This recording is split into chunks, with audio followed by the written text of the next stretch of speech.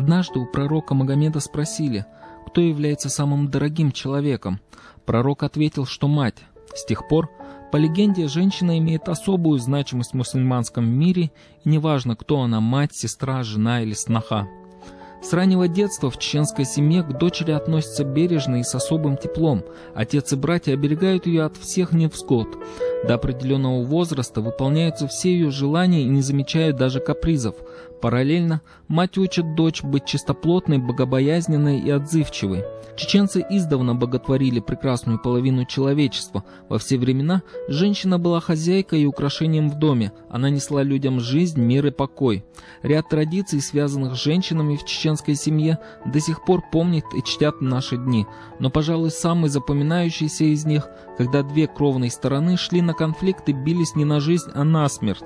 Остановить их могла только женщина, бросив между ними белый платок, снятый с головы.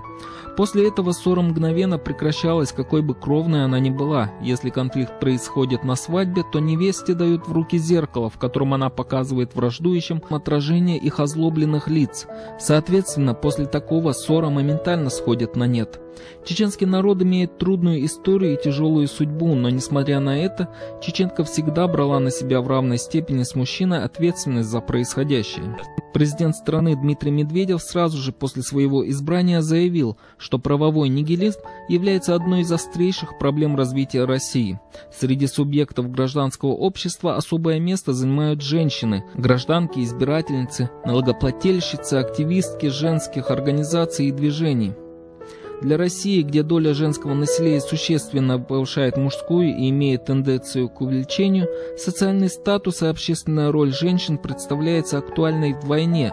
Масса исследований свидетельствует, что участие женщин в управлении на всех уровнях стабилизирует страну. Оптимально, чтобы женщины составляли 30-40% в структурах власти, тогда общество развивается более стабильно. Оно социально ориентировано, однако в Чеченской Республике женщины идут в политику неохотно. Тем не менее, сегодня нельзя не отметить, что в современном чеченском обществе женщина не утратила свою значимость. Сегодня женщина работает в каждом ведомстве. Высокий процент женщин трудится на благо республики в государственных учреждениях, в том числе правительстве и парламенте республики. К слову, в депутатском корпусе парламента успешно работают две женщины-депутатки. Это Вера Дерябина и Малика Итиева, являющиеся членом комитета по вопросам промышленности, энергетики, транспорта и связи. За их плечами огромный стаж работы и многолетний труд во благо республики. Другая современница – Билкис Байдаева. Пожалуй, это единственная женщина в Чеченской Республике, достигшая серьезных профессиональных результатов. И произошло это скорее вопреки, чем благодаря обстоятельствам. Она стала первой в истории чеченской политики вице-премьером республики. Сегодня она успешно возглавляет региональное отделение Фонда социального страхования.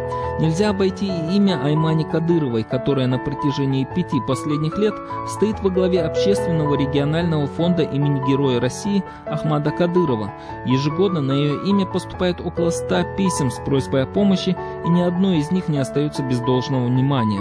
5 сентября избирательная комиссия Чеченской Республики завершила регистрацию кандидатов, участвующих на предстоящих 11 октября муниципальных выборах. Из общего числа свыше 4000 зарегистрированных кандидатов участвовать в выборах намерены 603 женщины. В данном контексте невольно вспоминается изречение, произнесенное некогда грузинским писателем нахского происхождения: «Чеченская женщина свободнее всех женщин и поэтому честнее всех». زود ساقطانه تعتقي تعقد من داخل دوستي دانه قد من داخل خلص دانه قد من داخل عدوح دان بير دق من دا عدوح بيز من شمكي شمسو أول وين شيء جزوديو سندي زود شو الحاجة هذين الحكومة هذي شيء أصلاً. Женщина создана дарить красоту миру, она должна влиять на жизнь людей через чувства, через искусство. Они мягкие и действуют на людей через сердце. Тенденция усиления роли женщин в политике ныне постепенно становится символом времени. Все современные развитые государства переходят к новым современным функциям государства в связи с ростом требования населения к качеству жизни и переходом общества к новой ступени своего развития. Современный тип развития общества предъявляет существенно более высокие требования к производству и развитию человеческого капитала, что в свою очередь перераспределяет привычные функции государства с традиционных, связанных в основном с репрессивными функциями, в сторону современных. С чем же связаны эти современные функции? Прежде всего с политикой государства в таких сферах, как образование, здравоохранение, социальное обеспечение, наука. Женщины вряд ли будут вести абсурдные войны за ресурсы, скорее наоборот, они склонны избегать вооруженных конфликтов. Женщины у власти склонны к целесообразности вместо воплощения пустых и непонятных лозунгов. Среди чеченских женщин немало добившихся больших успехов в политике, в сферах культуры, образования, которые могут быть примером для подражания.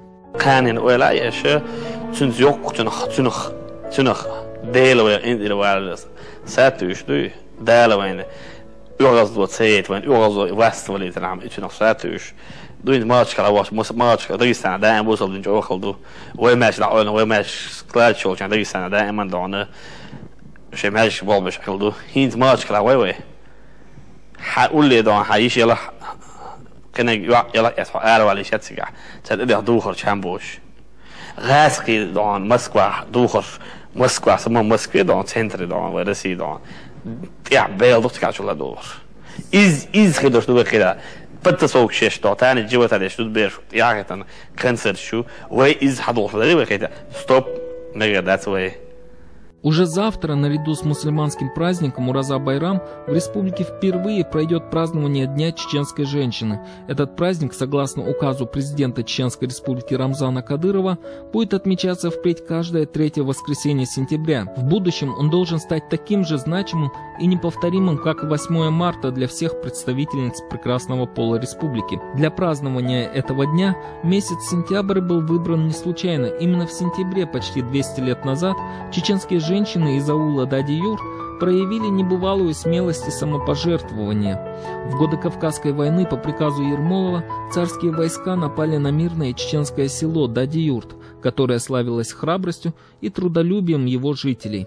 Покорение Дади-Юрта стало бы устрашающим фактором для всех остальных, проживавших тогда на чеченской земле. Но захватчики не учли, что наряду с мужеством кавказских мужчин небывалую храбрость проявят представительницы слабого пола. Военных поразила и восхитила отвага чеченских женщин. Бесстрашные воительницы во время боя не только перевязывали раны и подносили мужчинам боеприпасы, но и своими песнями вдохновляли защитников села. Когда же закончились оружейные боеприпасы, женщины наравне с мужчинами бросались в бой с кинжалами на солдат и умирали на штыках. Тем не менее, численность врага сделала свое черное дело. Село было взято после многочасового и кровопролитного боя. В плену захватчиков оказались 46 молодых девушек. Во время переправы через Терек, не желая переносить унижение и надругательство в плену, они бросились в бурную реку, хватая и унося с собой своих конвоиров.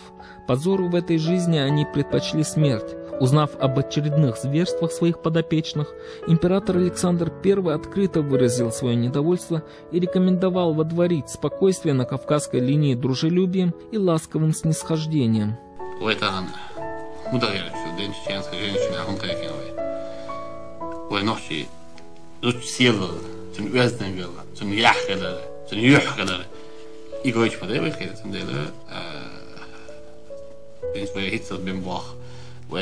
دوكو ديك او بروجكت وانا بين بوي تريش كيتري زريش كيتري وش هيتس كده عويد انا سترك سرزدات نو نوختي واعي سشوي على بوش شوي على بو مسيت او نوختي واعي هذا انا حاش هوش ايش كون هوش تاعنا كيتريس بلا تاع ويوتش فيديو سند وي نوختي واعي دن داتس كده وي نوختي دا ما في ديستربو